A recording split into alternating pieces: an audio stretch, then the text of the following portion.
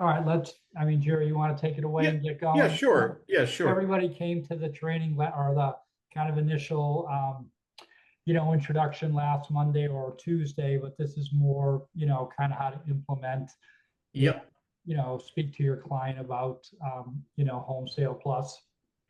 Yeah, we're going to go through basically the seller presentation, and then we're going to get into getting started and into more of the details of getting started, getting the addendum done, getting to the point where you get the listing up, and then how to handle the calls, questions you might have from buyer agents, and certain things that if you follow them, you'll be successful. So we'll start with the seller presentation, and Zach can play the seller, and I'll play the home sale plus guy.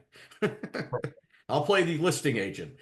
Okay, so Zach, we're Home Sale Plus. The Home Sale Plus platform has been up and running since July 2020. We've done over 1,000 listings, and it's been very successful. Um, so I'm going to show you exactly what we do and how it's going to help you. We start with the premise: why is there no transparency in real estate? Everything you and I do nowadays, whether it's buying a car, stocks online, taking an Uber, telemedicine, travel tickets, it's not done the way we did it 20, 30 years ago. It's done getting information quickly, total transparency, and being able to make decisions, but not real estate. For instance, when you bought your home, this home that you're in now, you probably didn't see the offers when you were when you were making offers. Is that right? Yeah, yeah, that's true. And we actually lost out on a property that we really liked before. Yeah. So, the problem is that it's super frustrating for a buyer because as you just said, you lost out on one, and the bottom line is that for a buyer, you're competing blindly. And the problem with that is you tend, like in the one that you lost out on, you probably, if you could have seen the offers, you could have made a decision at that point if you wanted to go higher, or if you say, hey, I've had enough, they're higher than I want to go, right?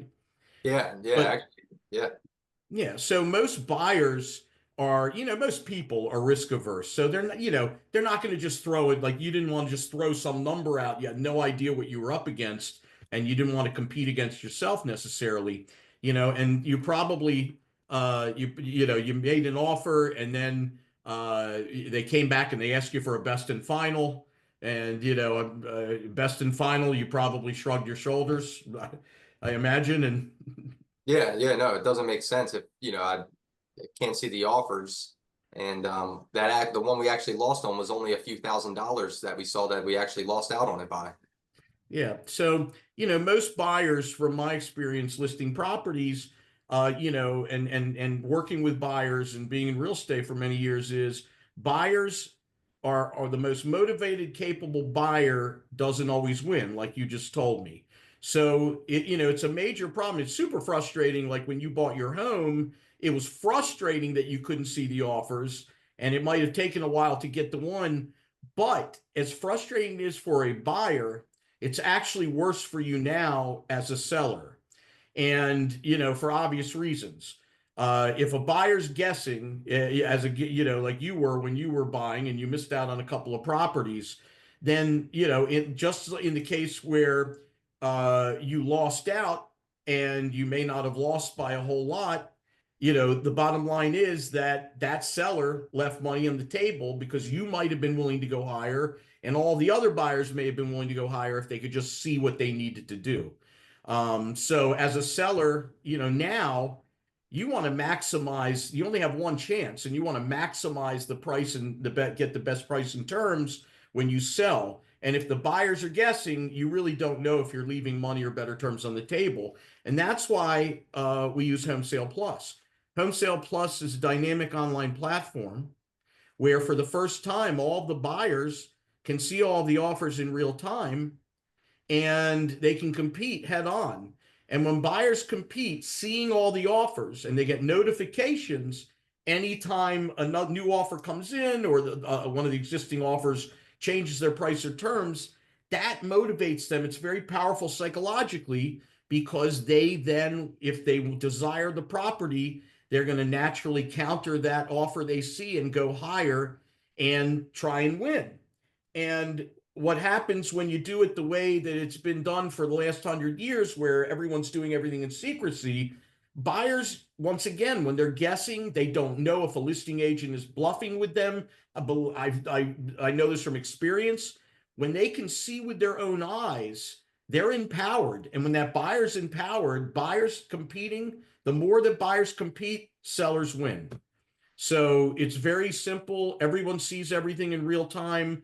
The main points they're going to put in are their price and their down payment, days to close, inspection, type of financing. They're going to put anything else in comments, whether they need a concession from you for closing help, or they want to offer you something like a free rent back, or to remove their appraisal, or to do an as-is inspection for their own purposes.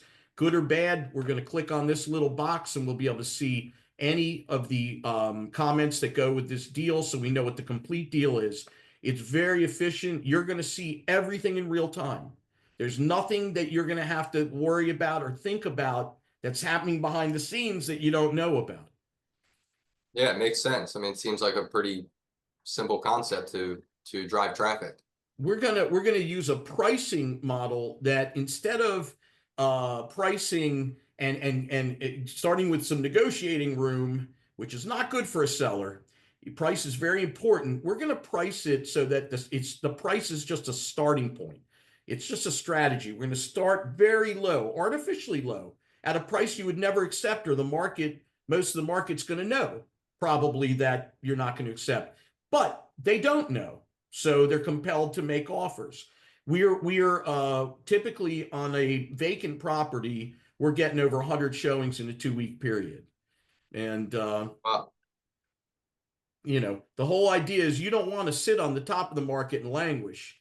You want to create energy. We want to create a market for your property.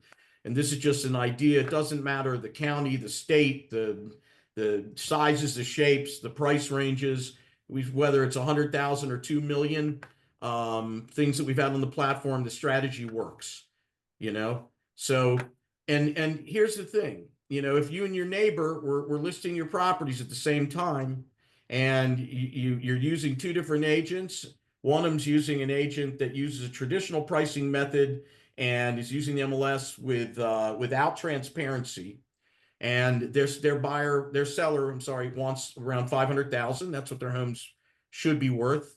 They started at 525 with negotiating room, because that seller figures, oh, they're going to want to negotiate with me, and thinks it's smart, and the agent goes along with them. You're using an agent. I'm using homesale.plus, and I'm going to list your home in the MLS at 395, and we're going to have all the offers come in transparently, where everyone can compete head on. Your neighbor gets around 10 showings in 2 weeks. You get 100 showings in 2 weeks. You're naturally going to come out with a better result, right? Yeah, that makes sense. The more traffic that we can drive. Yeah, I mean, sales is a numbers game. Bottom line is, if I can push 100 people through your home in 2 weeks, you're going to win. And you're going to know for sure that you're getting the best and highest number that the market is willing to bear. When you go backwards, you just don't know. You're not getting any information. And then another nice thing, what we call the cherry on top, is not only are we going to push the entire market to your home, any other property in that neighborhood's going to just go into the shadows. They're going to drop. Everyone's going to be driven to your property. And then when they see it and they love it, they're going to have their agent register, and they're going to start making offers. And then when you accept an offer, and oh, by the way, you have no obligation, 2 weeks or less, you don't get an offer that you like, you have no obligation to accept. But if you do, that number that you see, in this case, that 500,000, that's what you're getting there, without any compensation, no commission coming out of it. Well, how does that work? Do the agents get paid, or is there any fee I have to pay, or? Nope. You're going to love this. when the buyer and the buyer agent register, they're going to see the rules of the game. And the rules of this game are the seller and all the other buyers and all the agents looking at the listing on our platform are looking at the amount that the seller will net before commissions are added. Now, when they come into the submission screen to place their offer, they're going to see one category on the right, net to seller, the other contract price, and below it, the commissions that you're allowing in the deal. Okay. So let's say in this case, there's 2.5%, 2.5%, and 1% for the platform. So a buyer agent is going to see that if you accept this offer of 500,000, the number you're looking at, that they're going to write the contract at 530,000. 6% times 500,000 is 30,000. Contract price 530. So basically, it comes down to if they're willing to write for that price, they're willing to write for that price. Nice thing is, when you look at this number, and remember, you don't have to accept anything. If you do, that's what you're getting net of commission. There is no commission coming out of this price. Well, that's interesting. I mean, I don't really see the downside. You said, how long does it go on the platform for? How long am I committed? Typically 2 weeks. And I don't have to accept any offer whatsoever? Nope. And when I accept the offer, none of the commission is coming out of this price that I'm seeing on the platform? That's right. The buyer agent and the buyer are seeing what the commissions will, what the price, contract price will be with the commissions added. And the commissions still come off your side of the sheet. They do not have to pay it as a hard closing cost, but it does not come out of the price you see when you tell me to accept the offer. Yeah, that makes sense. I like that. I mean, how can I lose? What's the risk there? No, you know, it's if you don't get an offer that you like, and by the way, you can stop at any time. I've had sellers that have stopped at the first 5 minutes we get the first offer in, because sometimes there are people that just say, I know where I think this is going to go, and they just go to their limit. So you're not obligated to wait. If you get it in the first day, the first week, whatever, anytime, if you see an offer and you're ready to accept, you know, naturally I'd like to, you know, I'll give you my advice. If we, you know, if I believe that you can get a lot more and that there's a lot more showings and more people registered, I'll let you know. But it's, of course, it's your decision to accept. But yes, it's totally flexible for you as a seller, under no obligation to accept, can accept anytime. And if you do, that's the number you're getting. Yeah, it's pretty straightforward. I mean, I don't really see the downside of this if it's 2 weeks and I don't have to accept anything. And, you know, the main thing is obviously if none of the commission's coming out of this, then, you know, I don't see why not, you know, why we wouldn't give this a shot. Yeah, we should. I'll send you out a DocuSign. Yeah, I think, guys, just let me chime in here. The only downside from the seller's perspective would be that, hey, it did go into MLS, you know, at sort of a, you know, price that wasn't really real. It was a low price to start.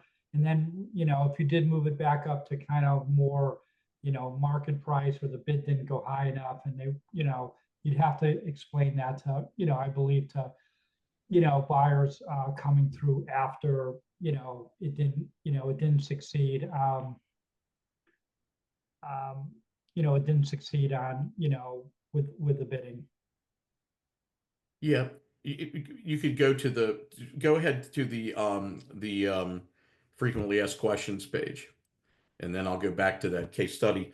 But so these are the questions that we get, and Phil anticipated one of the three main questions that we get. And that is, if I start with a low price, won't the buyer think that's what my home is worth? Or that, well, that wasn't what it was, but if I price low and my home doesn't sell, what happens when I relist? I'm sorry. But what we say to them, and this is out of experience, I have listed a home on this platform. You know, they were looking for 500. I had it at 395. It went to 470. They wanted to net 500. They said, what do you think we should do next? Now, there are some times when we say, let's extend the period. let's put it on for another week or two because we think it's moving the right direction. It just needed a little more time. But there are times when I've said, hey, I think the best thing to do now would probably be just put it back at like 499. And if you want to wait and see, it might just be with this property from the feedback that there's some things about it that we just have to find the right buyer in the market in the market at the right time. And we just put it back on. Because if a buyer agent calls me and says, well, I see it was on for 395, what's going on? I said, the seller had it on a platform where it was, it was like a bidding platform, wanted to see what the market would bear, didn't quite get there. And now we've repositioned it and we have it on as a standard listing. That's all. Because a buyer doesn't care when they come into the market and they see a listing. At the end of the day, it doesn't really matter if they like the property, they like the photos, they go see it, they love the home. What if that price is $499? They're going to either come up to a price that seller wants or they're not. The buyer agents, you're going to tell them, look in the last listing, you can see it. You could see the language and it was on a platform. And so it really, I understand it. And it's a great question. And it's definitely something that people ask. That's why we have it in here. We've always had that as one of our frequently asked. But it really doesn't hinder you in any way. One thing I will say, if you start at a low price and you don't get, I had one property this week in DC. The agent has been telling her client that the market's really soft. There's like 10 properties renovated right in the same neighborhood, and it's row homes and they're expensive. And she put it on at 695. Her client, she had it on at 950, never got a showing. She put it on at 695, didn't get a showing in a week. And what she was able to tell her client was, this market is so soft. Her client had told her originally, if I can't get 800, I'm just going to like refinance it and rent it out. So she's able to get that data. And for the seller, that's important data because sitting there at 950, 850, months and months to get the same data, basically, it's, I always say, your sellers win whether we are in it or not. You and the sellers win.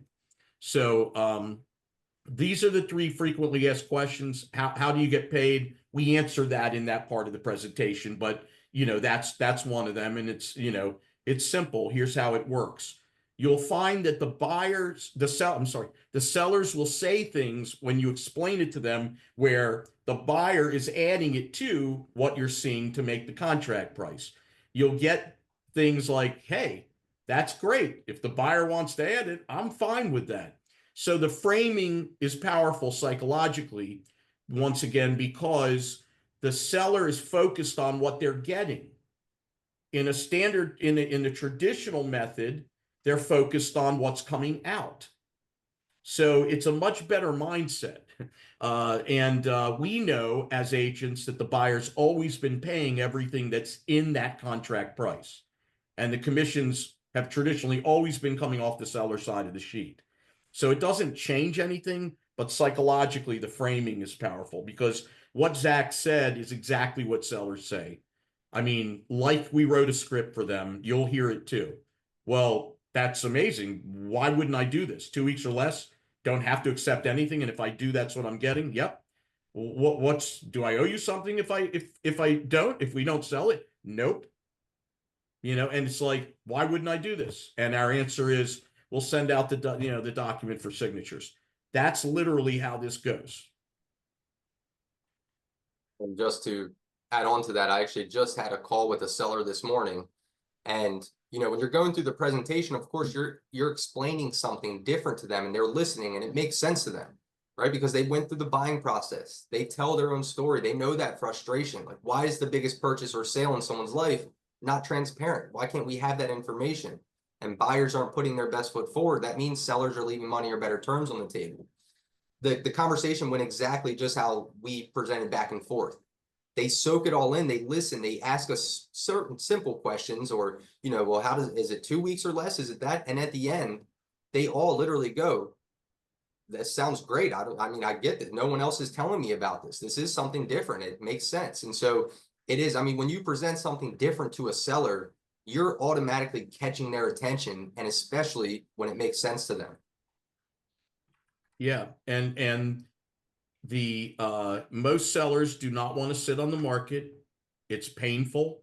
It makes them feel like, their property is getting tainted and, sitting and going backwards. But most sellers have the mindset of, well, let's start with some negotiating room. So you're constantly, that's the fight with the seller mindset. The nice thing about this is you're pricing it down low. If you're at like 500,000 seller, well, let's do 525 so I have some negotiating room. It's a different conversation to get them to agree to 499 because that's in the range of what they are willing to accept.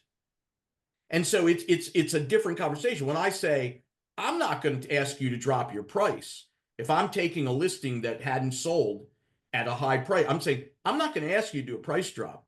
I'm going to ask you to let me use a price strategy, because you're never going to accept the price of 395, but it's what will energize the market. And we've seen it time and time again. If you want to go back to the case study, Zach, you're going through it and we show them a case study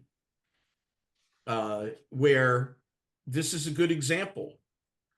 This seller had loved everything about our platform, wants to use the platform, and we listed the property, and before we got ready to actually sign the agreement, he said, what's the starting price?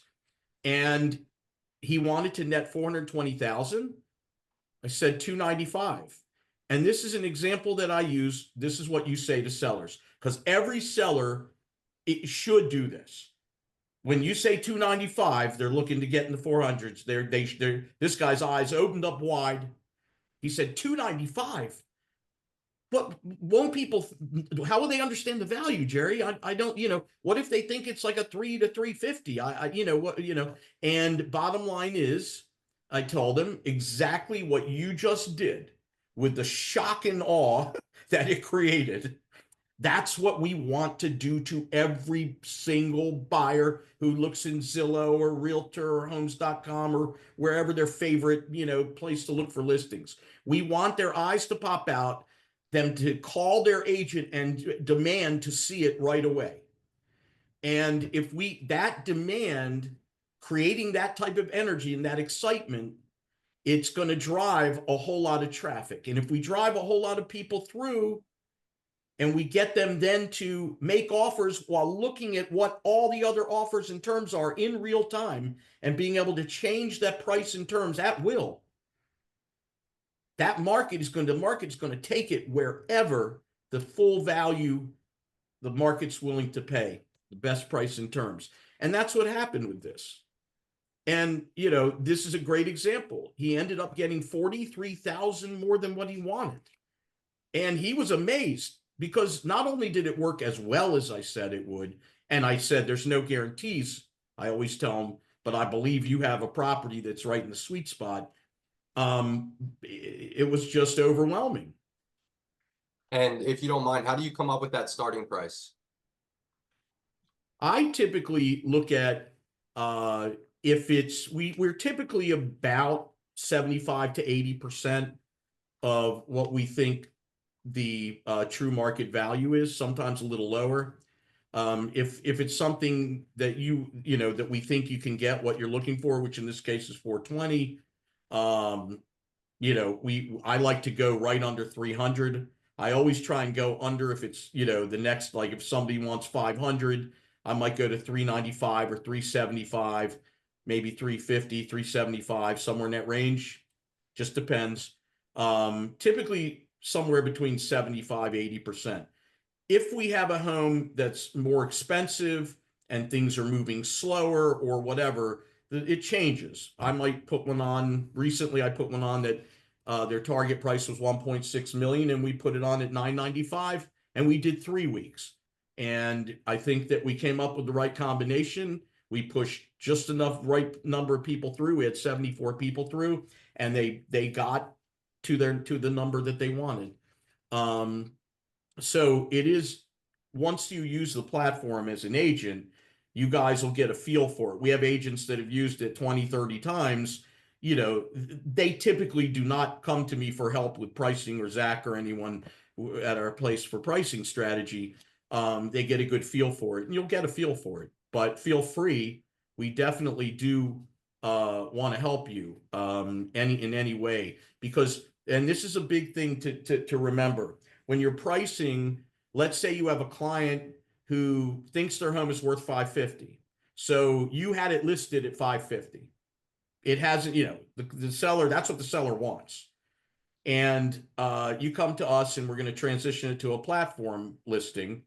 And we're going to ask you, what is the true value in your mind? What does the data show you? Is it a true 550 all day long conservatively?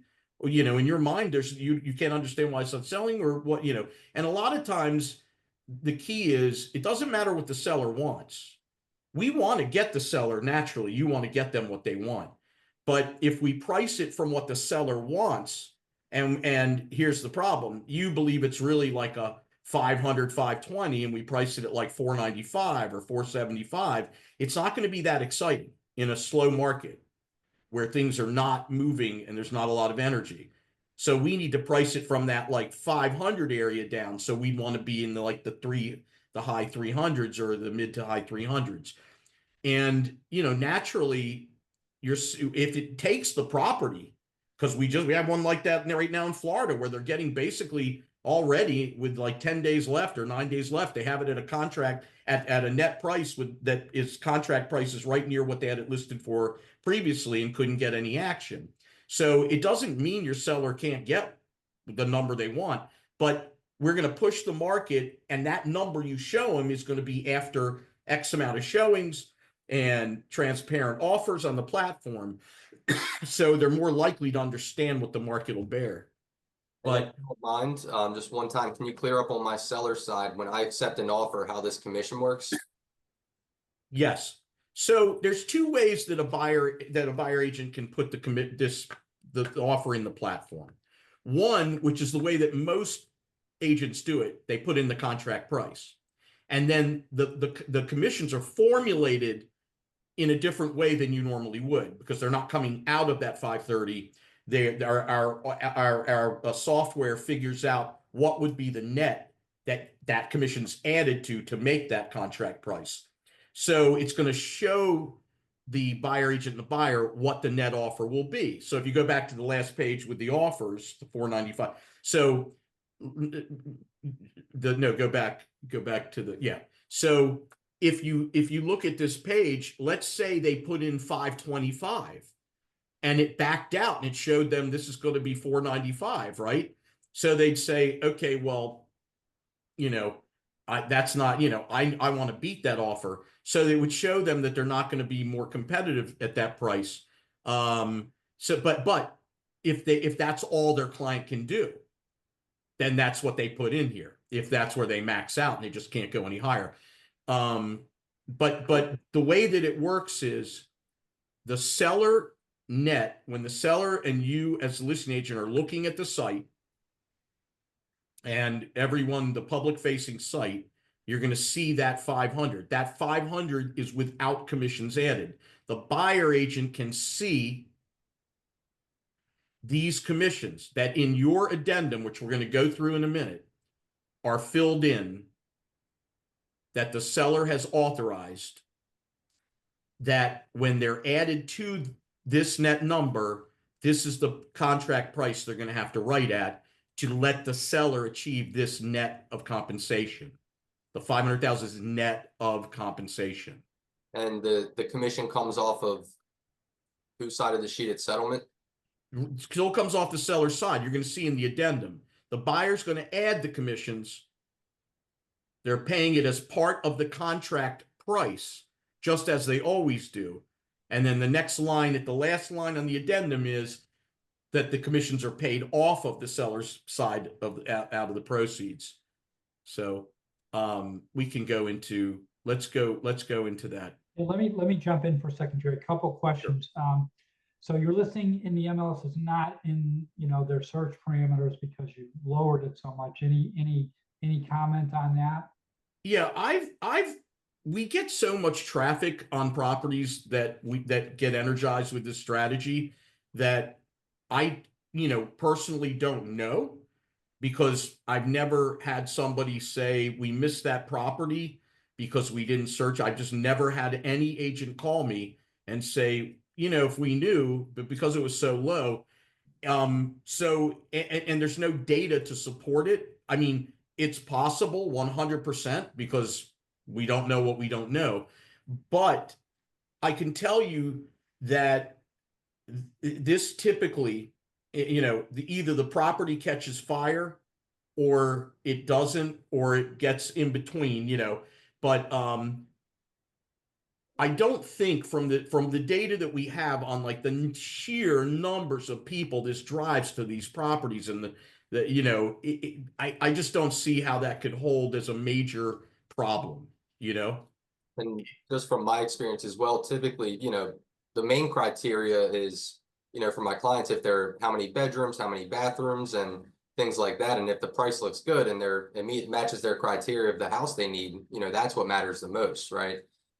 Is matching the criteria of what they need in their home. Yeah, so, and again, probably a lot of you don't know this, but I actually started my career way back when, based on a book, How to Sell Your House in 7 Days. And it was just like this, except it wasn't online, it was sort of offline. People bid kind of manually. So again, you will, if you price it right and that house has interest, you will have a ton of people there, a ton. Now, again, a lot of them are going to think, oh, it's listed for, 299 and you're hoping it goes to 400. A lot of them are going to think, oh, I can buy it for 300, which isn't going to be the case. What you got to try to find and how it works best is there are 3 or 4 buyers that are willing to compete and want that house. And again, like, you're going to put it in the MLS, with the lower price, it's going to get syndicated out, to all the third party websites. But what I did, like those 2 weekends, I'm doing open houses. I put out bandit signs. I mean, I'm posting it on Craigslist. I mean, you're putting, like, you got to push it, right? And because again, what you're trying to find are those 3 or 4 people. Did I sell a bunch of houses this way? Absolutely. Did I have some that didn't sell? I did. So, but here's the thing, and I wasn't that smart back then. You have a great opportunity to meet a lot of buyers, a lot of buyers. Even if that house doesn't sell, if you don't pick up a buyer or two, you didn't do it well. You weren't organized. Like, maybe you need to have 2 agents there, because it is so busy sometimes, especially if you have a property that's in a reasonably nice hot area. All right, so Yeah. Good, Phil. That's a great point. I want to tell you about an agent in Florida who recently, she listed 2 properties. The first one, they didn't get to the price they wanted, but she met 5 buyers at the open house she did, and she signed 2 to buyer agreements. Now that one didn't sell, but her seller liked it because she saw data. She saw in a very short period, the reality of where they stand. Now the next one she has in currently, she told me that she had an open house this weekend. I heard over 100 people went through there. She signed up 8 buyer agreements, and the a couple of people came through that came up to her and said, "Are you the listing agent?" Because she had a couple of agents with her, and she said yes. And he pulled her aside. He said, "I want this for my property. This is not what's going on here. Most areas like where I am, things are sitting." The next door neighbor said, let me have your information when next time when I go to sell and I'm going to be selling X time, I want to use your system.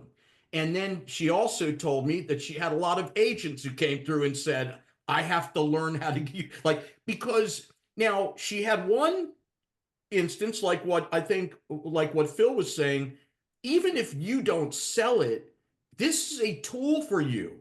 because you can transition it to, if it's a new listing and it doesn't quite go where they want to go, you have their trust, their respect, because you brought something innovative and you really came to the table with something trying to solve the problems that they have. And hey, so now you have the listing. We don't get paid, but you got a listing by being different. Then there's also the benefits of, if you hold those open houses, like Phil says, you are going to enhance your business. Every one of those buyers you meet might have a property to sell. There's other people that come through that need to sell, that are buying, and they see that you're creating a market for the property. So there are a lot of benefits. And I'm going to have videos done by some agents with their experiences that I'll be sending you. So Damon's asking, do you have marketing materials to share with the seller? I believe we're going to get into that. Is that coming? We do have marketing materials. We have this presentation. We have the flyers that we have customized with we can put with your information. We have door hangers. I actually don't have them on this training piece, but we do have materials for you, and I'll be happy to anyone that wants, Zach can send you. We'll receive, yeah, of course. Yeah. And so we should get into the heart of it all and going through, and of course we can answer more questions at the end once we finish up here in just a minute, if you want to continue with the slides. Yeah, but remember, just to go back, just to summarize what you're presenting to the seller. You're presenting to the seller something that when they were buying, they understand that they didn't see the offers. Nobody likes that. Nobody likes it. No one will ever say that was unbelievably great. They're now selling. You're showing them that it wasn't great as a buyer, but it's worse for them as a seller. You have the solution for that, which is transparency. You're showing you're going to make a property in a couple weeks. You're going to get everyone out there who's possibly interested in the market is going to go running. They're going to compete at the highest level, knowing what they need to do to win. And then, oh, by the way, cherry on top, when you accept an offer, there is zero commission coming out of that price. It's a powerful presentation. It's a 1, 2, 3 punch. And sellers will tell you things like, this is fresh air. I mean, I've just heard this so many times. This makes a ton of sense. Where was this, when, I wish I had this years ago when so you're going to hear all types of stuff. And it's powerful. So let's get into like what you need to do once you have a seller who says, I'm interested, send me the listing agreement, or you're sitting with them and you're doing it.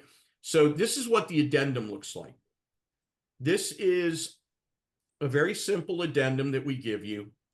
It's going to tell, the seller is going to authorizing you to use the platform to accept all offers. The offer period will run for 2 weeks unless otherwise agreed to by seller, listing agent, and homesale.plus. The list price represents the offer, the opening offer amount net to you, the seller. Seller understands that all offers can be viewed in real time by the general public, by the, potential buyers, everyone, the agents, everybody. Sellers is not obligated to accept any offer whatsoever. And if the seller does accept an offer, they agree to follow through and sign the contract in a timely manner to the terms that were presented on the platform. We don't guarantee, homesale.plus doesn't guarantee or is not responsible nor liable for the actions of any potential buyers, their agents, or the listing agent. Commissions will be paid as follow. When the seller accepts an offer submitted on homesale.plus, the offer will be net of commissions. So if the total commission is 6%, the 6% will be added to the accepted offer to create the contract price. The contract price, including the total commissions, will be paid by the buyer. That buyer is bringing the $530,000 on that other screen. They're bringing, as they always do, that contract price to settlement. And this is just an example, by the way, just to show. Of course, we don't dictate what your commissions are, anything like that. The only thing that's constant is the 1% fee to homesale.plus. And the way that we do that, and when it's outside of our licensed jurisdictions in Maryland or DC, we do it like this. So the seller is going to you're going to agree upon a percentage to the buyer's agent. And that can be, you can agree, the seller can agree to a percentage to the to the buyer agent. You can put it in to the into the system. We put it into the submission form. Or you can leave it blank, which is the way that I do it, and I teach agents. It's better just to leave it blank. You tell your seller, we're not going to offer, we don't need to offer any commission. That buyer has a buyer agency agreement. They all do. Whatever their buyer's willing to pay them, and that's what their agreement says, we'll let them plug it in to the submission page when they submit their offer. It only changes the price that their buyer pays, the contract price. It doesn't change the price that you see when you accept an offer. That's the way I do it. If the seller wants to offer, they can offer commission. The fee, your fee will include our 1%. So you're going to tell your seller, I'm taking 4.5%. Let's say you're taking 3.5%. I'm taking 4.5%. I pay out as a referral fee to homesale.plus. After the sale, our brokerage will pay 1% of that. I'm not getting the full fee. I'm getting 3.5%. That gets paid to homesale.plus. Do you guys have any initial questions? You'll have all this. This is all being recorded.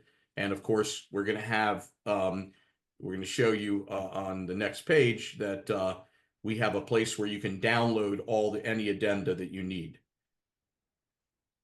So the getting started steps are very simple as far as when you first get the getting started package.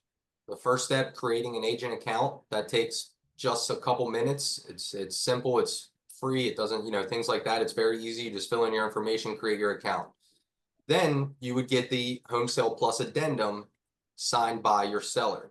And so you can create a general addendum. We have the addendum here to download. You'll be able to get these links where you can just get this printed and fill in your information and have your seller sign it. Once the addendum is signed, you would copy Chris. Chris is our project manager. She is amazing. She helps with creating the listings on our platform, scheduling photography. She's great. And so you'll copy Chris in an email with the disclosures and the addendum. Once she receives that, if the property needs photos, she will schedule the photos. If you already have the photos, professional photos, and they're good photos, you would just email her a link to those. Then she'll create the listing on homesale.plus, and you'll need to send her your public remarks as well, the description, and Chris will provide the verbiage that's needed for your agent remarks. It's things you just copy and paste right in. So she creates the listing on homesale.plus, sends you everything that you need just to copy and paste right into the agent and public remarks, and then make sure that we have the new listing price. As Jerry mentioned, we're more than happy to go over, help you strategize a listing price, typically somewhere 70 to 80% of where we think the property is going to go. And over time, of course, you will get a feel for that of where you think it should be priced on your own. The one thing is you can never go too low anyway. So you can never underprice a home. But we are happy to discuss that and come up with that on your listings as well. And then once it's prepared, Chris sends you a separate email with those instructions, the language, and coordinate the time of the listings going active. And just shows here, do not activate the MLS listing before it's on homesale.plus, because we just need to make sure everything's correct and that you don't have to go back and make any changes. So it's a very simple process, and we create everything on our side and just send you exactly what you need for your MLS. And you'll receive these as well. You'll have these instructions. Zach, what if it's already on the MLS? Go ahead, Jack. If it's already on the MLS, depending on your area, because I know in Florida, you cannot cancel a listing and put it right back up. In some other states like Maryland and other states we work in, you can cancel your listing in the MLS and create a new listing. However, in the instance where if you're in Florida, let's say, you can take it temporarily off. And once we have the listing ready on our platform, you can plug in, we'll send you everything you need, and you copy and paste our remarks right into your listing. You change the listing price and you activate that listing again. If you're in an area where you can cancel the listing, that's best, because you would withdraw that listing. Once we have everything ready, we send it to you. You copy that data over to a new listing, reactivate it with our remarks and the new price, and that's so it will show up at the top as a new listing, and it doesn't just have a price slash. However, either one works. Yeah, and the reason why it's very important, and these are simple things, but we reiterate, like we have agents who will put the listing active, put the agent remarks in, and leave the price at the old price. And, nothing's going to happen, right? So it's very important to pay attention and do everything, in coordination. And then we have agents who do have the new price.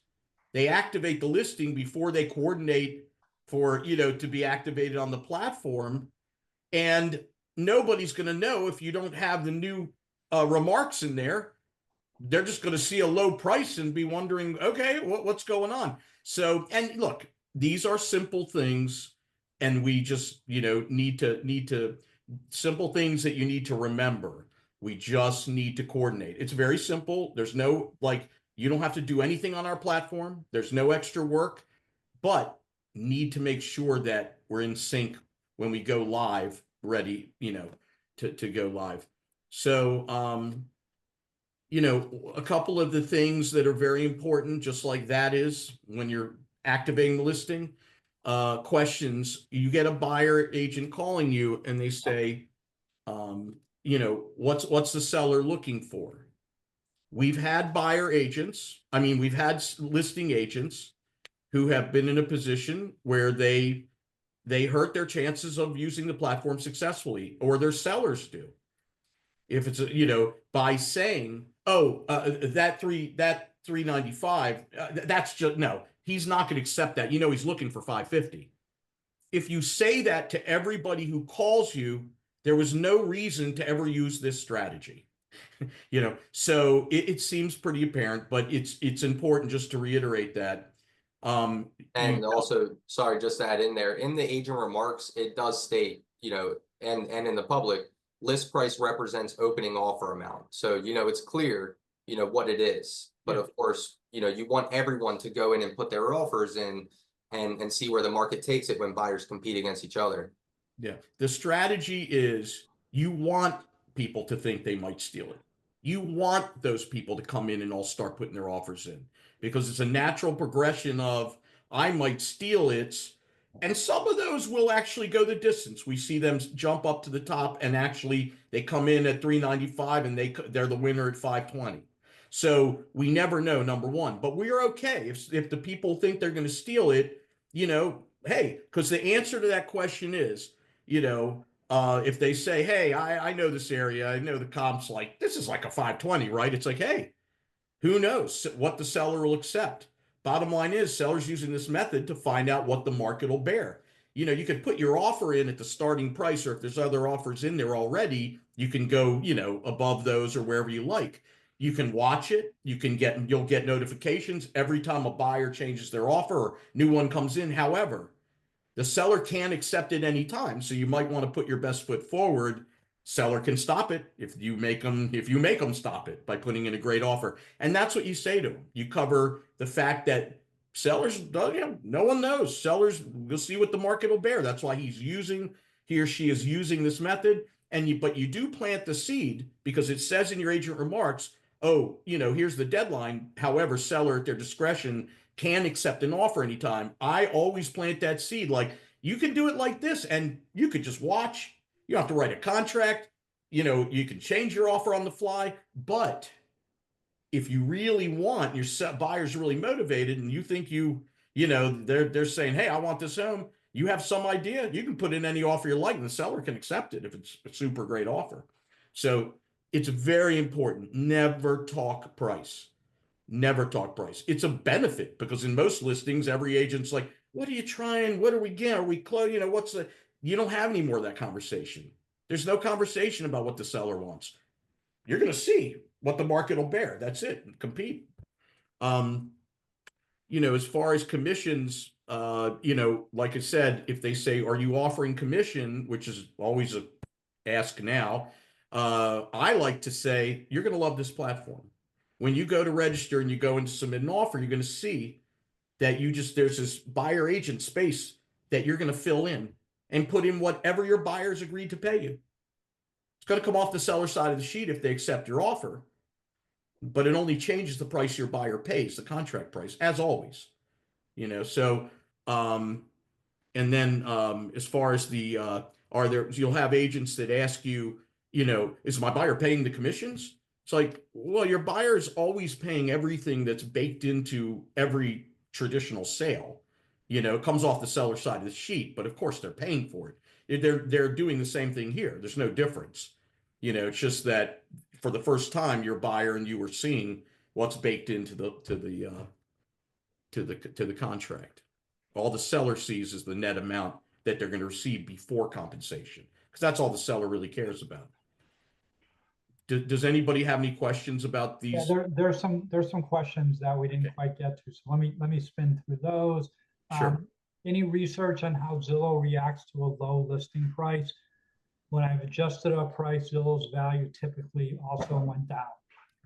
Yeah, Zillow, I've seen that Zillow can adjust, and their algorithm obviously it's a glitch in their algorithm, because if they're going to lower it because one house goes lower and they're going to say that's what the value, but it doesn't matter. Well, I mean, I guess what I found, excuse me, Jerry, I guess what I found, and this is a while ago, hopefully it's still true.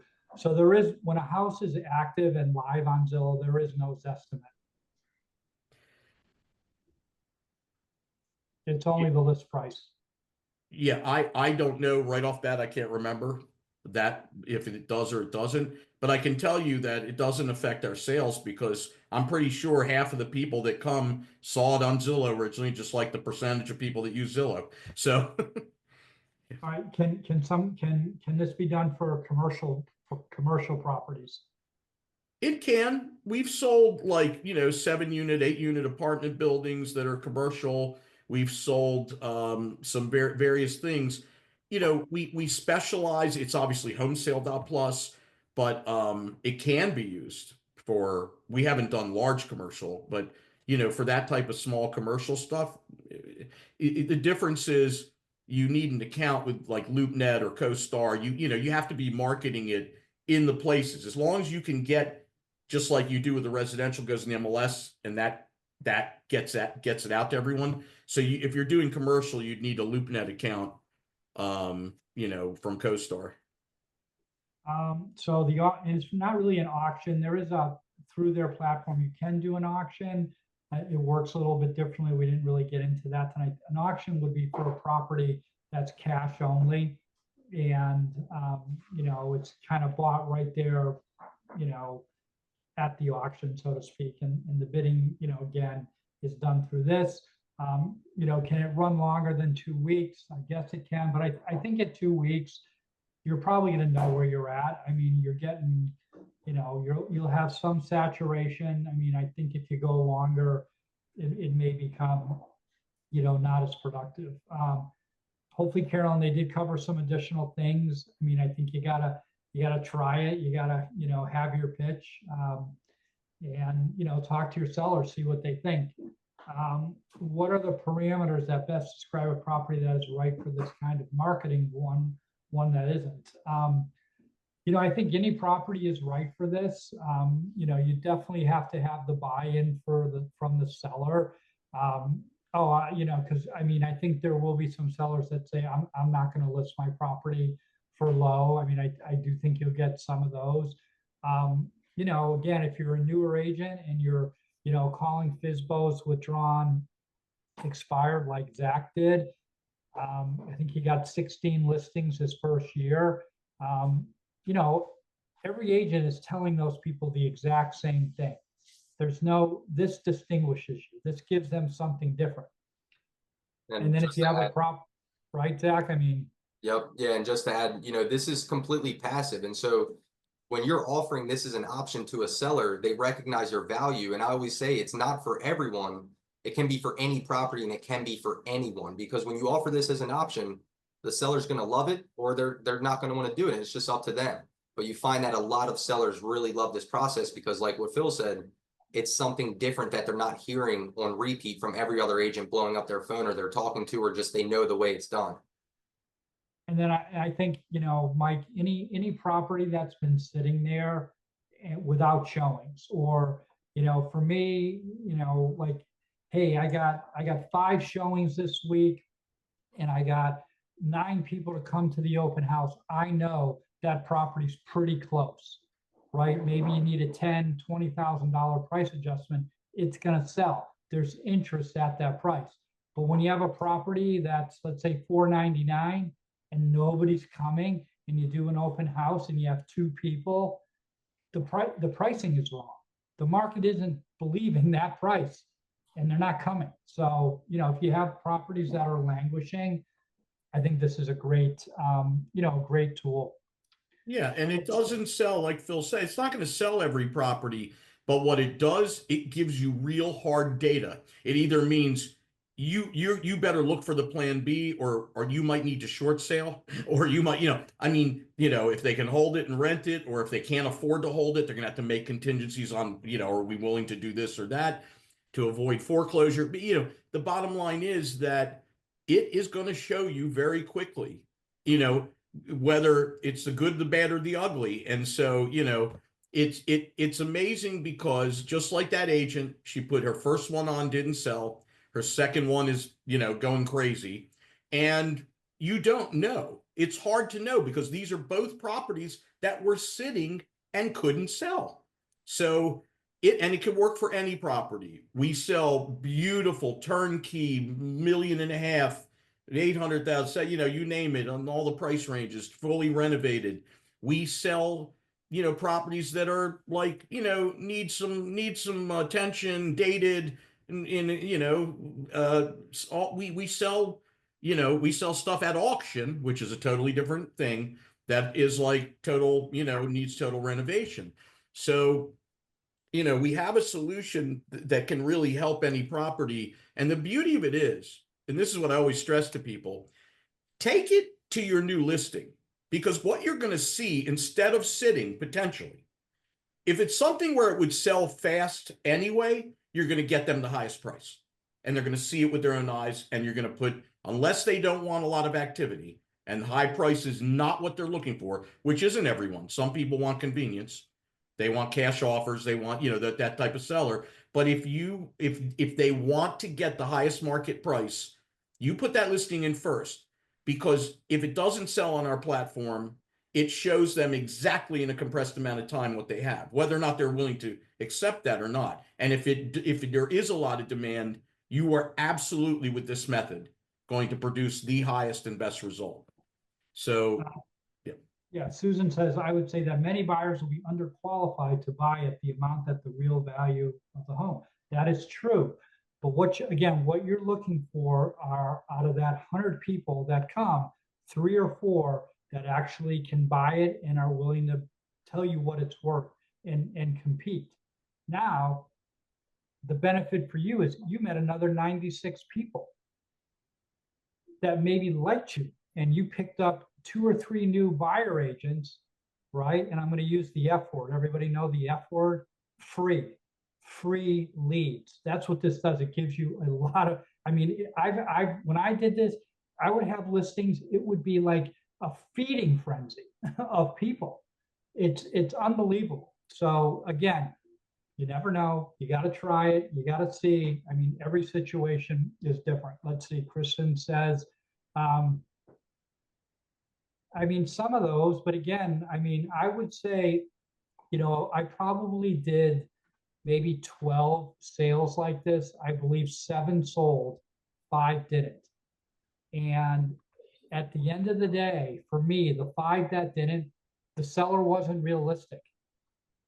The seller had a different expectation of what the property was worth, right? So yeah, it's definitely going to bring in. I remember this one girl. I mean, she's begging me to sell her the house at the list price. It ended up going up, you know, another 150,000. You know, she wanted to be in that neighborhood, but she couldn't afford to. Yeah, so you're gonna get some of that. And the other thing as well there is that, you know, buyer agents aren't wasting their time writing 50-page contracts and not knowing what those offers are. And, you know, you want every offer in there, because the more offers, the more people, the more competition. But But those people there that come in at the opening price, things like that, they can see visually with their own eyes finally that people are going higher and they can't compete. And so they don't have to waste their time any longer. And so they still benefit from that, not having to wait around or wondering what's happening, things like that.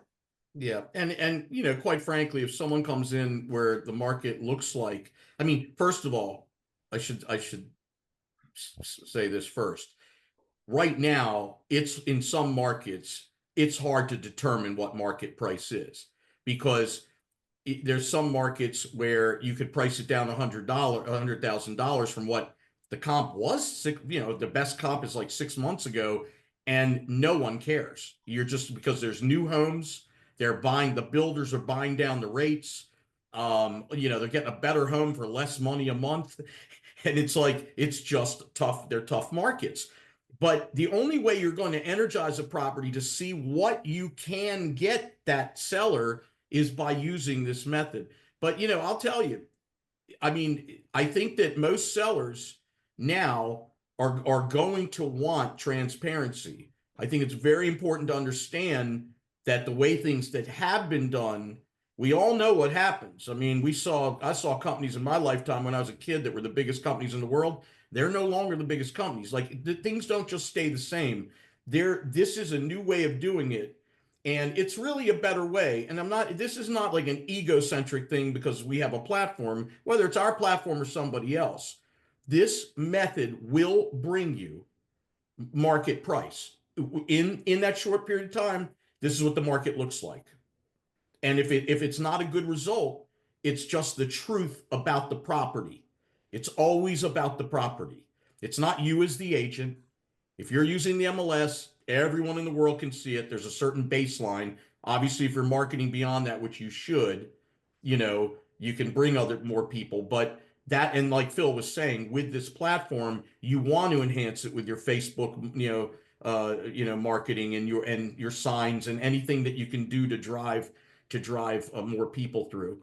But you're going to find this is a really, really great way of seeing in 2 weeks what the market will bear.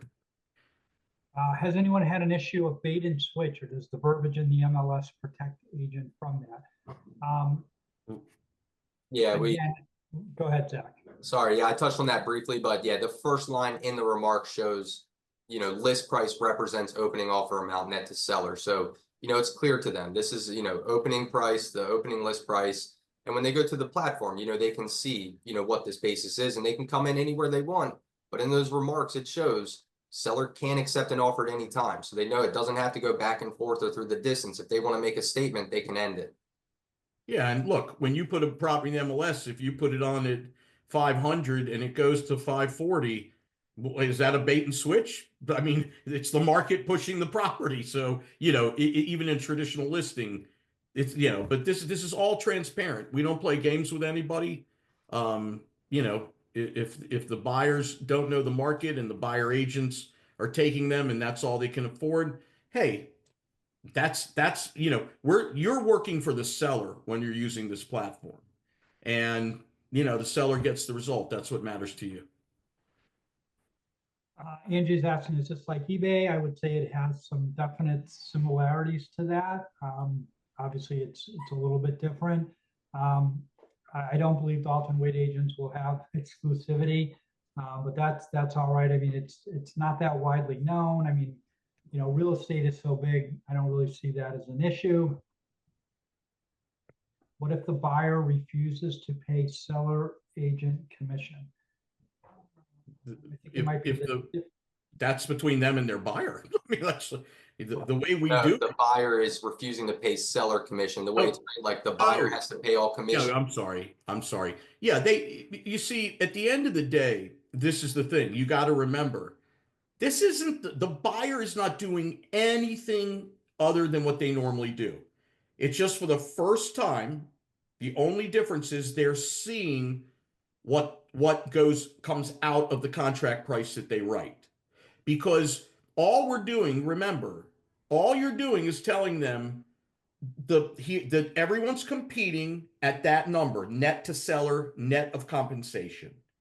Doesn't change it. We're just looking at what the compensation is, and that makes it the contract price.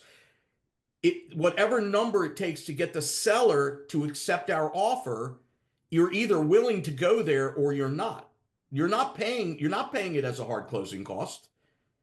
Do you pay it as a hard closing cost on a traditional listing? They don't pay it. It's coming off the seller's side of the sheet, but boy, it's in there. That seller, when they're negotiating, when they're talking to their agent about counters, they're like, I have to pay you, I got to pay the buyer agent, go back at 5:30. That's what always has been happening. It's just that we're showing them transparent. Yeah, I'm also going to show you that screen of how buyers submit their offers, and it may be a little bit more clear as well. Okay. So again, Andrew's asking about the, the additional like doc stamps or closing costs other than the commissions. And yes, that comes out of the seller side. Susan's asking, how are we dealing with appraisals? Well, again, I mean, you can show them this, the appraiser, but hey, if the property doesn't appraise, it would be the same as, traditional listing. It's no different. I mean, you're still going to have an inspection potentially. There's still going to be an appraisal. So, all you're doing is hopefully, using this to get a contract and to get your seller the most money possible. And also just to add in there is that because remember, everyone is seeing for the first time. I like the one that isn't this like eBay for real estate with contingencies, right? Because auctions, you can't have contingencies, things like it's just price. Now, for the first time, the buyers are seeing those contingencies as well. So you have a much higher rate because of transparent competition. Someone may be waiving their inspection or doing an appraisal gap or waiving their appraisal altogether because they see other people might be doing that, or they want to spice up their offer and they can see, hey, I'm going to do this. So appraisals are always there, but you have a much better chance of people maybe doing something different with those because of the transparency. Yeah, and if you're worried about if you're worried about the appraisal and you see a couple of offers and they're both like go back to that one page I'm going to show you, the one in Perry Hall, the example, yeah, right there. So the two highest I thought were above appraisal when you add the commissions. So what I did, this was 1 week into a 2-week run. They'd had 89 showings and 9 offers, and we got these 2 great offers, and the seller said, I'm ready. What do we need to do? And I said, well, I'm a little worried about appraisal. So I'm going to make a comment, which you can do, just like on the buyer side. You can make a comment when Zach's going to show you actually what that looks like. So I put in a comment that said, hey, to that buyer, will you remove your appraisal contingency? Now, everybody could see it. It wasn't a private message. It went right into the site. And that buyer agent quickly said yes. And we said, good, done. And you can do that because when people are competing and they know that there's other offers, like that 460 might have done that if they didn't. And I would have told the seller, take that offer because, we're not worried about a few thousand. We're worried about what if it comes in, at 475 and you lose, 15,000 because, 475 would be the price, the total contract price. So, but once again, like Phil said, ultimately your job is to get them the most money. The cards are going to fall where they do, so it's like it always is. Do you want to go to okay, hold on. Okay. Lewis is asking about what goes into the public remarks. Zach? The public remarks, well, we don't have a snapshot of exactly what that is, but it just explains, exactly you receive that information once you have your property ready and Christine sends it. However, it shows simply list price represents opening offer amount. Here's the property link. You can copy and paste and go right to the property to register. Upload a pre-approval or proof of funds. It shows the offer deadline. However, seller can accept an offer at any time. For questions about the platform, call this number. For questions about the property, call the listing agent here. So it's all very clear. It's on a platform. The list price represents opening offer amount, the deadline, seller can accept an offer at any time. And there's also a link for the help page as well for where, if they need extra information, they can go there as well. So it's very clear, just very simple stuff for them to direct to the platform. But on the public remarks, you can't put the third-party site. We don't. Yeah, you're only putting that. We give you remarks for your agent remarks and remarks for the public remarks. And because you can't have a third party in public remarks, we show in there in the first sentence there, it shows agents, please view agent remarks in MLS, so that they're making sure they're reading those remarks there and knowing, you know, how to place that offer. And Zach's going to show an example of that in a couple minutes. But the public remarks, remember, they're going to have to call you as the listing agent, because if they don't have a buyer, if they don't have an agent, they're going to call you and you're going to tell them how it works. You know, so this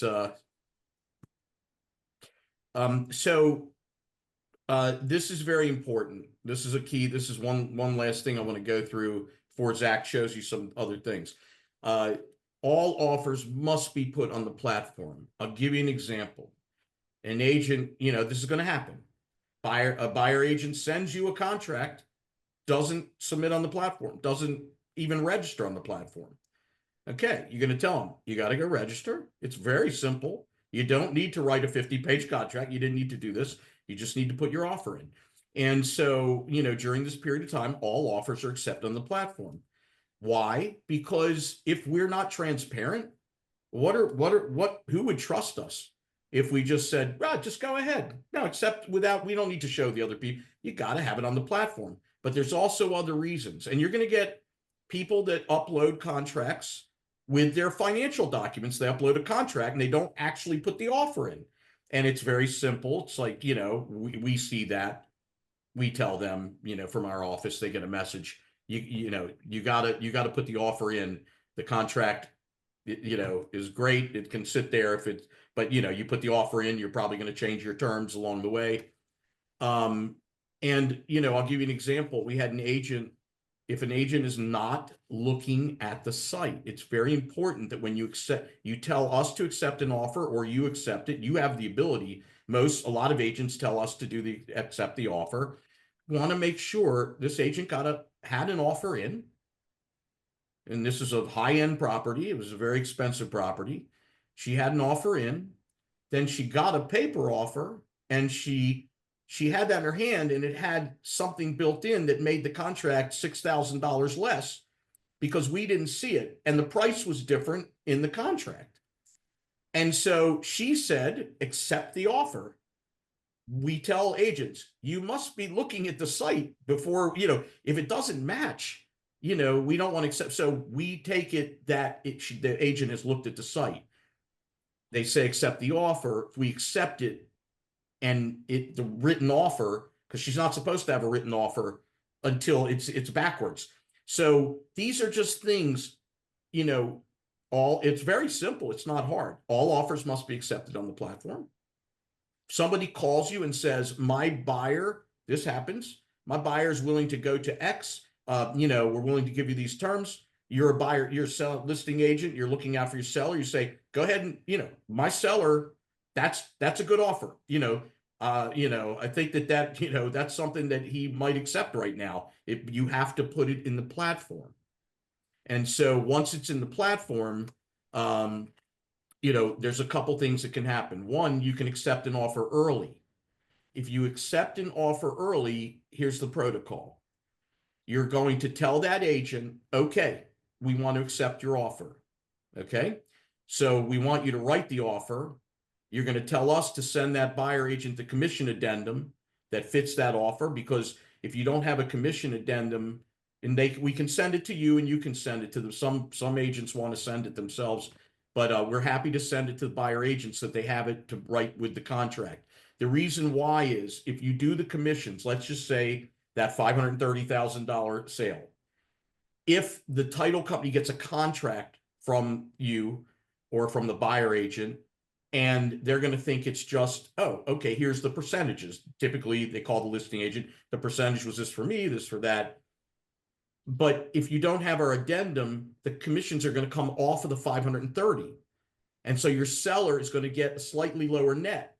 We have agents that have done that because they don't send the addendum, and the sellers never say anything, but that's not the point. The seller shouldn't pay any more, because commission off of 530, 6% is different than 6% added. So it's very simple. It's very simple. It's just, hey, you call the buyer, we want to accept that offer. We're going to send you, you know, commission them, write the contract. I'll get it ratified. We don't want to accept the offer technically on the platform until you get the contract in hand. Why? Because let's say we're 3 days into a 14-day run. You say, great, submit it, and they don't submit it.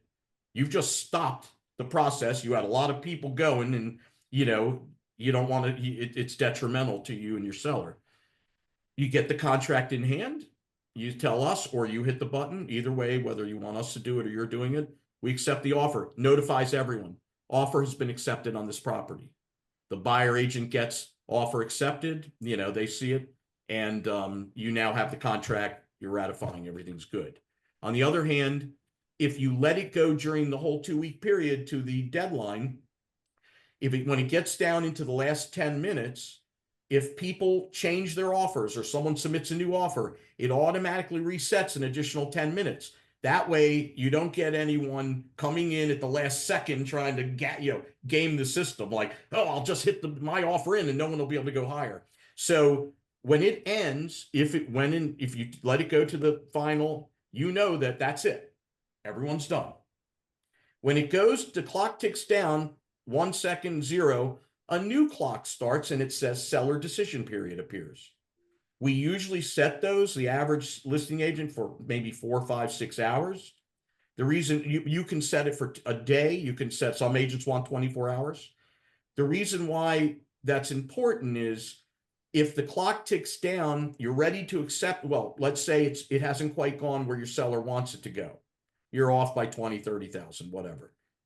You then, because now it tells everyone, cannot change your offers. No more offers accepted on the platform. So it's no longer under the terms of you have to put, you can call the agents on the top offers and say, hey, didn't quite go where my seller wanted. Obviously you're going to call the high one because they may just not have been pushed up any higher. No one went higher than them.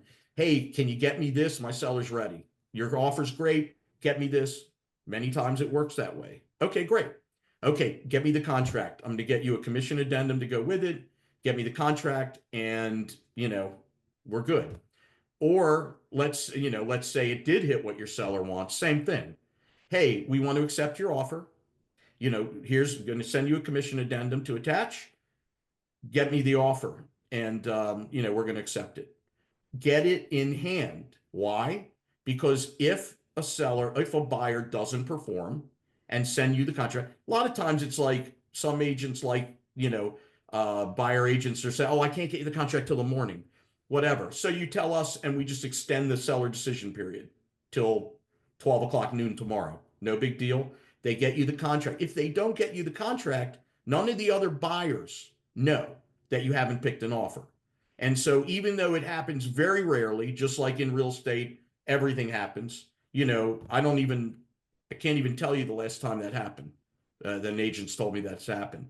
But, this is a protection that we built in early on to make it so that, for your seller's protection, you're getting that contract. You haven't told anyone else that's competing. That way, if something happened, I remember one where something happened with an emergency with the buyer's family or something.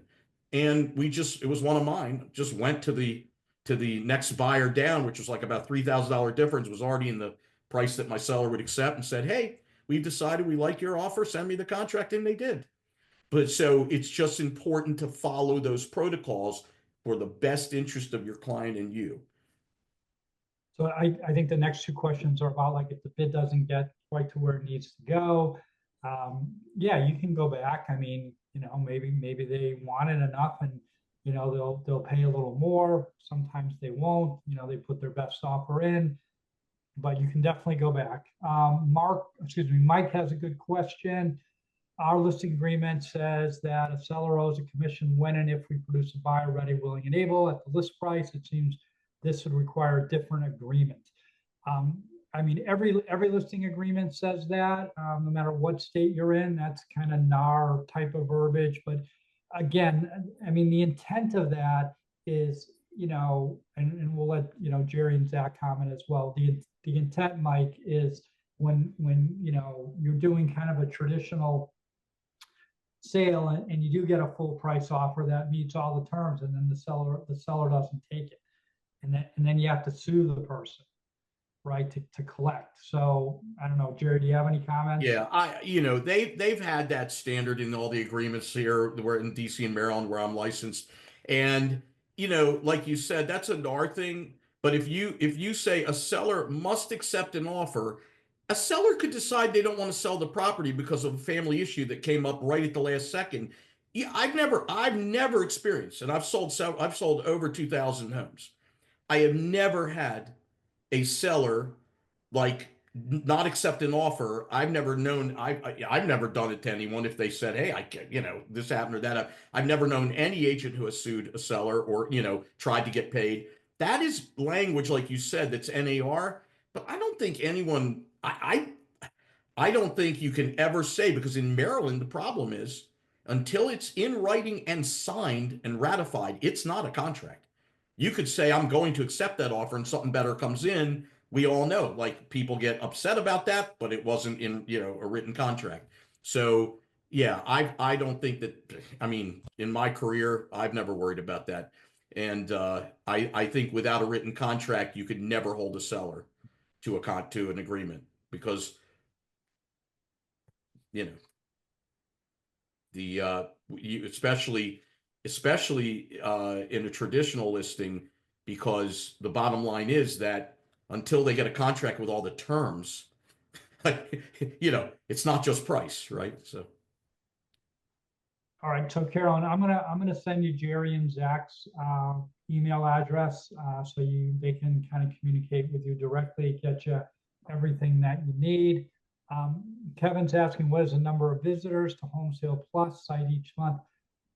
Kevin, Homesale Plus is not like a marketing, it's a bidding platform. It's really not marketing the property, right? So, you're marketing it again in the traditional way through the MLS, syndicated out to the third-party websites, open houses, whatever, Facebook, whatever your marketing approach is. But like Homesale Plus is not like a marketing arm. Carolyn's asking, can you show us around the website? I've created my account, but what do I do next? I'm going to go through and show a couple of the, we're almost finished up here. So just to show you exactly what buyers see, buyer agents, and how you see as a agent when you have a listing, I'll go through that here for you. And I'm sorry, go ahead. No, go ahead. I was going to reference that sentence where if you're going to email Chris at homesale.plus afterwards, and we're going to give you something that gives you all of the things that are in this training about, how to get started, what to do, what to say. And it's going to come in a document that you sign, and that gives you certification. So if we get someone, you put a property on the platform, you have that, we know that what the best practices and the way things work, and you put your listing up, you'll go into a queue. If we get people in your area, we get a consumer lead, and that happens. We will have people in the queue. We'll say, in this area, we have an agent that's certified. If you don't have an agent you want to use.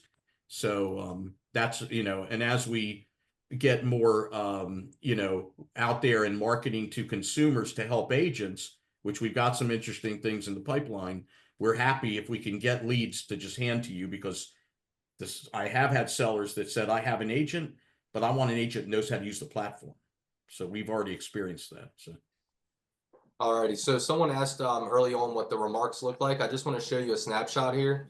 It's as simple as this. The agent remarks show everything about the platform, very detailed. It has the link for them, and the public remarks just show here the list price opens net to seller or opening offer amount. Please view agent remarks, because you can't have those third-party remarks, and it shows when that offer deadline is. So it's very simple stuff that the agents read on how to get to the platform and how to submit their offer. But I want to show you here exactly what it looks like. When a buyer agent sees this, they can literally copy and paste or go to the website, get the property, and they come here and they register to make an offer. Of course, I have an admin account, so it automatically approves me. all they do is upload their pre-approval or their proof of funds, and it automatically, once they upload their pre-approval or their proof of funds, it goes to you and it comes to the platform. You can accept them. You can review their pre-approval or their proof of funds. You call the lender, verify everything, and then it's approved. Once it's approved, the register to make offer button you just see shows a make offer button. And it's as simple as this. They click on make offer, they're ready to make their offer. And this also may clear up some of those commission questions as well. Let's say it's a starting price of 125. My buyer is willing to pay. Okay, I see commissions are here, 2.5, 2.5, 1. Okay, my buyer is willing to pay 200,000 for this property. It's automatically going to show what the seller's going to get before those commissions. So 188,697. It's going to show the commissions to the agents, any closing help they want to put, down payment, you know, whatever that is, 30 days close, a conventional loan with an inspection. Okay, great. My buyer's willing to pay 200. I'm just seeing what the seller's going to get before those commissions are added to that price. My buyer's not paying any more than this contract price we submit. I'm going to review. Okay, great. Yep, I'm willing to pay that. Submit offer. Great. All right, so now as a buyer, I see buyer agent. And by the way, the buyer agent is typically the one always submitting the offer, unless it's an unrepresented buyer and you somehow pick them up, whatever that is, as long as it's cordial. So a buyer agent, they're seeing this. Okay, great. So my 200,000 contract price is going to net the seller 188 after commissions. You know, here I can see the full breakdown. Okay, great. I'm just seeing the commissions in there. Great. All good. Conventional. So it's there. It's all there. It's that easy. If they need to adjust anything, they just click this button and they can go to, I want to raise my offer. My buyer's now willing to pay 210. Okay, great. We'll raise that. We're conventional, and I'm going to waive my inspection. We're actually going to put no. Review offer, submit. Okay, it updates that quickly.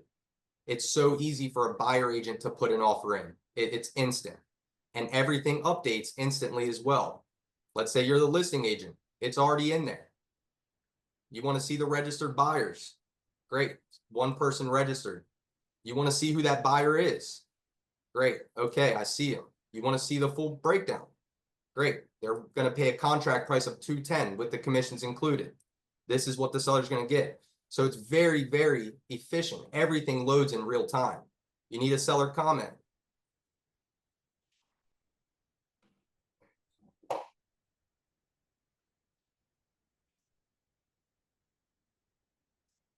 Great. Uploads right away. Go back as a buyer agent, that comment's there. I see that. Will you remove your, of course, I'm going to type the buyer number, but just to show you, it's very efficient to use. Buyer agent saves them so much time. No more back and forth, no more writing 50-page contracts, wasting time. They come here, of course, their pre-approval and their bank statement, whatever they're uploading, you can vet that. You can call their lender. It has to get approved before they can make their offer, and they can make their offer in just minutes.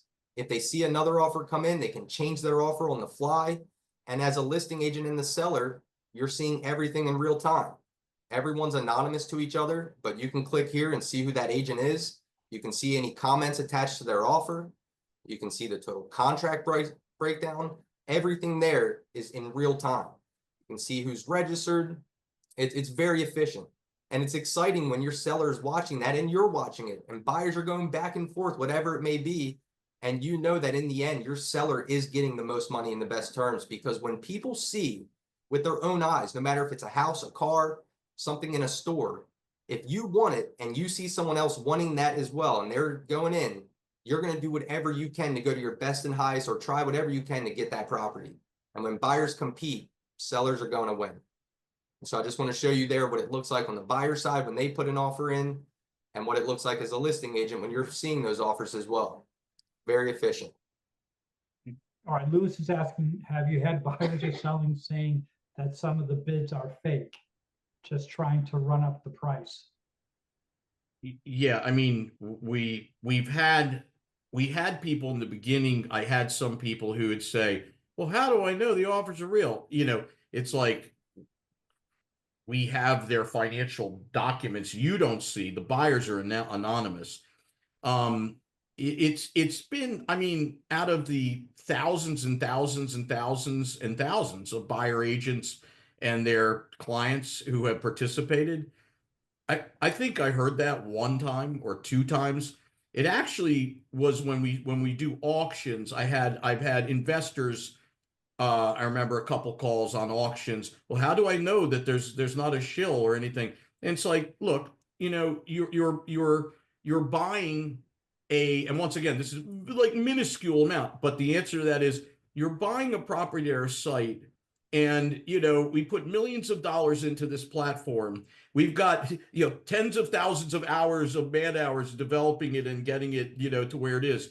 Do you think we did all that to try and take like $1,000 from you? Like, you know, it's like I actually said that, and people go, "Yeah, like I get it. I just wanted to make sure, you know." But that's in the beginning when I was taking customer service calls and we were brand new. But yeah, I mean, The biggest thing, you know, is nothing's more frustrating, especially I know everyone has experienced this when you're helping a buyer and you call the listing agent and try to find out what offers they have, and they're like, oh, well, we have a few offers over list price, but you know, I can't tell you what they are. Buyers don't typically believe that. And that's why they don't really put their best foot forward, and they actually end up losing that property. Whereas if they could have seen, they would have made their best offer and they would have got that property. So having transparency is always more beneficial. yeah, for sure. The lack of transparency is where you get all kinds of games being played. Here we are totally transparent, and I got to tell you, you know, on an auction, the people have to put a credit card in to, like, there's a hold taken on their card for them to be able to participate.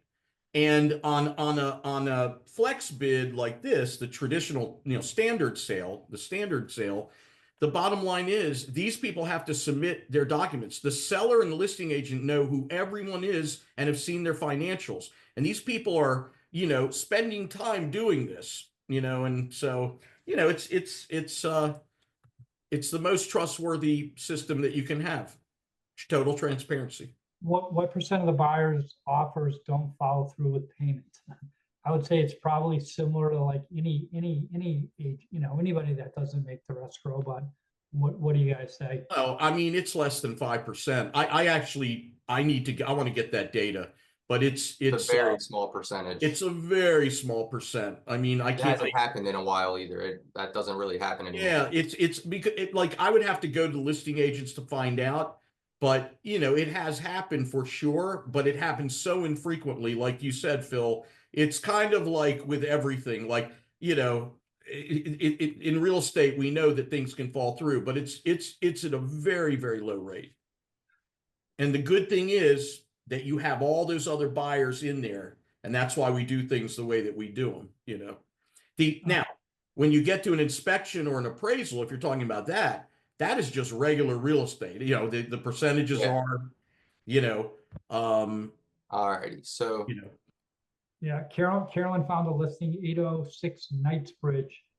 It's temporarily off market in the MLS, but active on homesale.plus.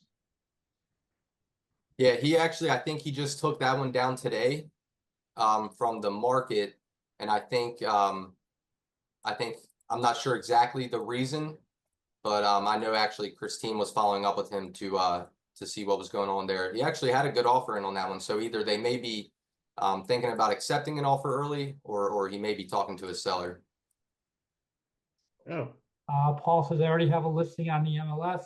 Is there someone I can call to walk me through the process? Yes, you're going to receive all of that information on the things we went over. You're going to receive those links. You're going to receive the getting started package. You're going and the step-by-steps that we already went through. You're going to have all of that so you can get started and know exactly where to go and how to do it. If we get a buyer and the agent is amazed with the platform and wants to know how to get on homesale.plus, what should we tell them? I really don't want more brokers on the platform. what you mean they want to use the platform? They're hoping to, is that what you're saying?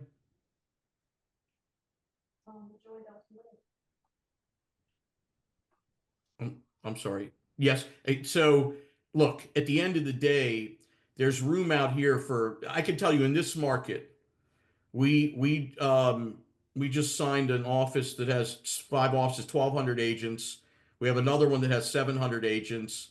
And, it's not going to matter because, for one thing, every single agent is not going to be using it at the same time. But I always tell agents here in this market where we have done, I mean, I guarantee you that well more than 20%, than 10% of the agents have shown one of our properties. All of the licensed agents, more than 10% for sure. And they've seen the platform, at least seen it. The sellers, agents, there's a pretty good familiarity if we go to an office. There's usually someone like, oh, I participated on the buying side.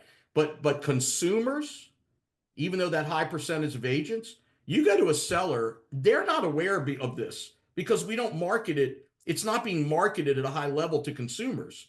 So you can go in, but especially in your market down there, with the volume of sellers and the sheer mega mass of your market, you could go in right now. Obviously, even if there were 1,000 agents using it, you could go to a seller and say, "Hey, I'm going to show you something no other agent's shown you," and it's probably going to be that no agent's shown them because sellers are not looking until they're ready to sell, and we're not a consumer-facing marketing service. So, Yeah. you know. Does Home Sale Plus work only with brokerages, or can individual agents work with Home Sale Plus without working with a specific brokerage? We allow any agent to use the platform. The difference that we have found is that when there's innovative owners like Phil, it takes, kind of buy-in to get immersion, to get integration into the brokerage, be able to really get in and really create value. We are not, it does, we do work with agents individually, but we prefer to work with brokerages for that reason. Can you provide the sign-up information to everyone in this training in case we want to join too? Yep, everyone's going to receive the information here today that joined this training session. Yep. And this is being recorded, so everyone has access to training. And again, to see it or go through any parts of it, there will be a document with all the things that we say, these are the things you need to do, don't do this. And, all the processes and steps. What happens if an option period is exercised? Can the property be relisted? Yes, it's always up to the seller. If it goes down and they're not, if maybe they're showing scheduled, or you think it needs some extra time, it's always up to the seller. They can extend it if they'd like, 3 days, a week, 2 weeks, or they can choose the option of just taking it off our platform and you relisting it as a traditional listing. How do we show the closing costs? I believe the commissions, the real estate commissions, are on the platform, and the other closing costs, you're just going to have to, use your title company, to kind of do, give you an estimate of what those are, and then provide that to your seller. Where are they seeing the other offers? Live, right on the site. Right on the site. Yeah, so if this was a live property now, anyone who went here would see this offer uploaded right here. Are the buyer comments real time? Yes. How are you? Are the buyer comments real time for everyone to see? Yes, everything is uploaded in real time.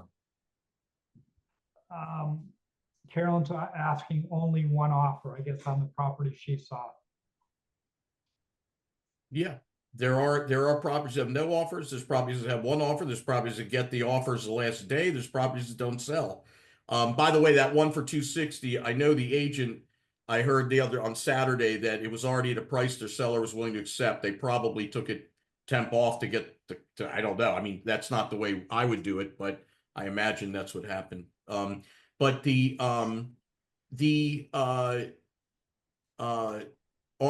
every property, it's not magic, but it's amazing that we do get, every week we get properties from an agent that had it sitting for, it always seems like 2 months. It's sitting at this price, and we get one that just goes to the price they wanted, and they couldn't get any activity. And this psychology and the method and the urgency and the transparency gets them there. So, And just to add, Carolyn, sorry, that one offer that was on that property there, I believe it originally started at 175, and the first offer that came in was 260 net to seller. And so sometimes people come right in and yeah, statement if they're the first offer. yeah, I think that's what they were looking for, but I guess Crystal's asking about 2117 Stone Abbey Boulevard in Orlando. Yep, yeah, that's a great example. That property is doing very well. It's been on the platform for less than a week. It just went up this weekend. Those agents had a great, they've had a great first week to that property. It's already up close to where the seller, may be possibly thinking about accepting. It has 4 offers, but still 9 days to go. So does that mean the seller doesn't want any of these offers right now? the seller's probably just looking to see what, because like there might be 4 offers in there, but they might have 9 registered people. So there's 5 people who haven't offered yet. And when you have offers in there and then you get people that register after, you assume, well, they might be coming higher. They don't have to. But so I can't It's speak up to to the that. seller. Yeah, I can't speak to that. So, but Mike had a question. I think I skipped over. What have the MLSs had to say about this? the MLSs, Bright MLS, which is one of the 2 largest in the country, the one we're in here in the Mid-Atlantic. We had now, of course, we vetted everything before we started. We had a flag one time, and they said, "Oh, can you please?" Probably an agent called them and said that they have an auction and they have it as a. And so Bright sent us a thing. If it's an auction, please change it in so many days. And we sent them something that we had drawn up by our attorney, and we sent it to them just saying, here's all the reasons we would be doing wrong by the public if we put this under the auction tab. And they looked at it because we gave them the 8 reasons why it's not, because it's not an auction, and they said, oh great, carry on. So somebody did tell them we were doing an auction. We sent them like, here's the reasons why it's not price driven. It's on standard documents. They can have anything they would have, and so, the regular traditional listing, sale, blah, blah, blah, blah, blah, blah. It's just a different way of doing it. And they, of course, agreed and said, carry on. And, it's under standard sale. So, yeah, the MLS I mean, you're not doing anything that goes against the grain of what a standard deal is. The seller can accept an offer, not accept an offer. Seller can accept it because they like the financing, not the price. They don't, it's written on standard agreements, realtor agreements, and all the rest. So, Do you recommend, require, or offer no opinion as to whether a buyer should use an agent? Yeah, that's not up to us to decide. That's yeah. the buyer, if they want to be represented or not, just like any other standard deal. Yeah. And what you do now, here is the nice thing, and I haven't done this on the platform, but when what I would always do with a buyer is this in the old, this is what I would do. I would send them an agreement if they said that, I say, do you have an agent? You want to use an agent? No. Okay. I'm going to send you, who the agent represents. I represent the seller. It doesn't mean I can't write the offer for you. It doesn't mean, but back in the day, you got to remember, everything's done behind closed doors. There's a lot of room for trouble if somebody gets aggravated because I'm handling it, even though I'm not representing them. They're a customer. My fiduciary responsibilities to my seller, I'm still handling it. So, did I give favor to them because I could have got a better offer from someone, but I'm double siding it, all that crap. Well, what happens with this is totally transparent. So if you represent a buyer and you're not representing them, I mean, I don't know the rules of dual agency in Florida, so And I'm you not want to talk to speaking your that. broker about that. Yeah. But the difference is that everything is transparent. So whatever your rules are, whatever documents you need, if a buyer says, I don't want an agent, this is transparent. There's no games. Seller can see if they had the, whatever. So. Can agents from other states see the listing if their clients are interested in Florida and they are in Illinois, for example? Well, again, I mean, if their client is looking on Zillow or some third-party website, they're going to see it. If the agent is in Illinois, you know, I mean, they're probably not part of the Florida or Texas MLS. No, they're not gonna see it.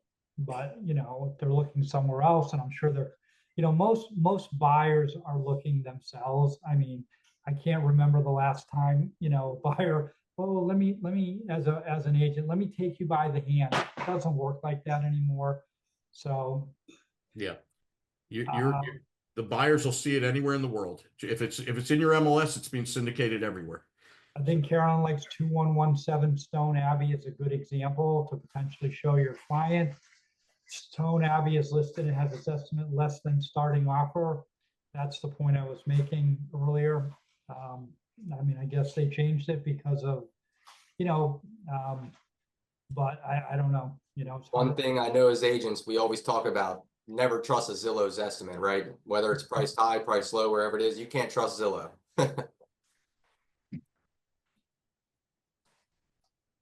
Teams use the MLS platform, so they ever challenge using Homesale.plus on the MLS platform? No, because you're an agent, you have a membership. This is it's okay to use it. There's no, you know, there's no MLS rules against using our platform or any other platforms. They have rules about what you can say in public remarks about third-party platforms, but We are going on 2 hours now. We're just about done, Paul. Who do I contact to get the listing on the platform in Texas? Of course, Chris us.